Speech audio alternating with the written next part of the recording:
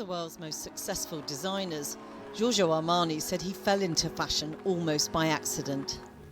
He began studying medicine but didn't finish his degree, ending up as a window dresser in the upmarket Italian store La Rinascente. Fashion and style began to consume him.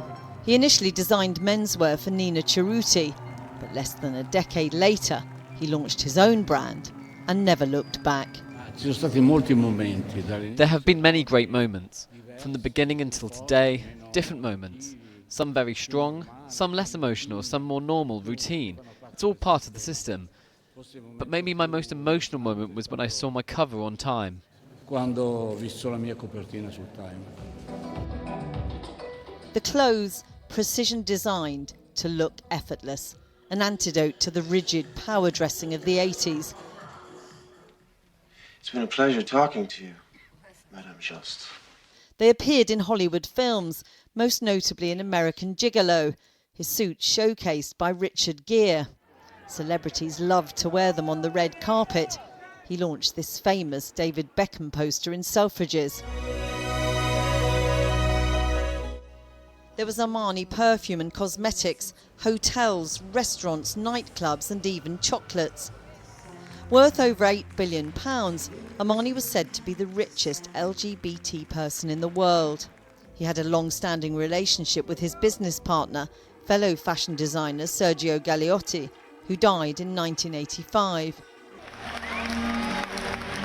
Armani was said to have worked right up until the end. His place in fashion's Hall of Fame, not in any doubt. Well, earlier I spoke to the designer Dame Zandra Rhodes, who joined me from the Fashion and Textile Museum. I asked first for her reaction to Giorgio Armani's death.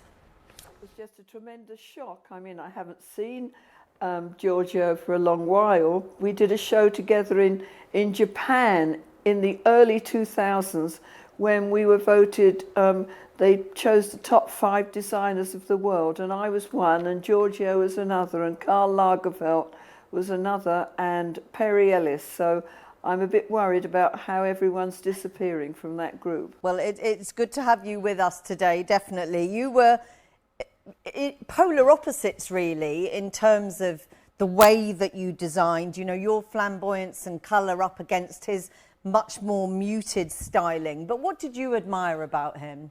I think he represented the height of Italian chic for both men and women. He didn't play totally safe, but he designed things that were wearable, that people loved, and he remained the top of his profession the whole time. He definitely was more about the sort of slower concept of style rather than fast fashion, wasn't he? I think it was style, a style that people wanted to wear, and you always looked at it and you knew it was his, and it felt wonderful and looked wonderful. Unfortunately, he didn't offer me a frock. He created clothes that people wanted to wear, but he was very ahead of his time in terms of, you know, there were a lot of suits for women and a lot of deconstructed suits for men, much sort of more gentler lines, more fluid clothing, less of a sort of divide between men and women in terms of some of the clothing. That was very interesting, the way he managed to cross that divide and do things that were equally wonderful for men and for women. And he seemed to remain there, silent and grand. What was he like as a person, sort of designer to designer? Well, as designers, we don't usually talk about designs, so I could just admire the chicness and appreciate how he did a show that was so immaculate and so gorgeous with people wearing his things. I mean, Naomi Campbell always looked amazing in them. Do you know what I mean? He was one of those designers that everyone looked chic in what they put on of his. And apparently he was really insistent that he retained control, not autocratic necessarily, but detail was very important to him. Yes, you never were aware of other people being involved. It was, like you say, Mr. Armani, and it was his show, and he was in control of the image and of the look and the chicness of the whole thing. He often talked about Chanel being perhaps not necessarily an inspiration, but a favourite designer of his. Where would he fit in that legacy? Of course, when you say Chanel, everyone knows what you're talking about. With Armani, is it the same? Will it be the same? Oh, I think there's no doubt about it. Armani really sort of like, you think of Armani and you think of the chicness, and Chanel is sort of classic. I think Armani, you know, put new ideas into suits and into tailoring and made things very wearable.